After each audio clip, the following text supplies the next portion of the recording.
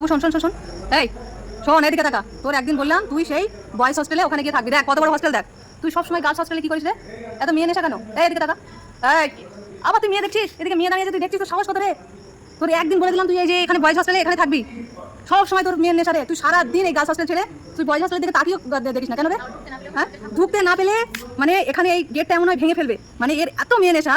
মানে এ যদি ঢুকতে না পারে, ঠিক আছে, মানে এত নেশা, আলাদা লেভেলের নেশা। এই তো এখানে এখন বসে পড়বে, কখন মেয়ে আসবে গেটের সামনে ও দেখবে। এই যে মুখ ঘুরিয়ে আছে না, এটা সব নাটক, যেন কিছুই জানে না। হ্যাঁ এ বাবু শোন, মুখ তোল।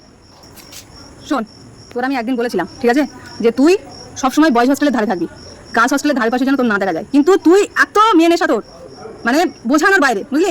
এদিকে টাকা। হাই নাটক করে আমার মুখ ঘোরাচ্ছে, দেখছিস? লজ্জা না? ওটা নাটক, এ খুবই নাটক বাজবে। এ আসলে যেমন কেউ চুরি করে ধরা পড়ে, এরকম একটা বাহানা করে যেন কিছু জানে না, ও সেই রকমই।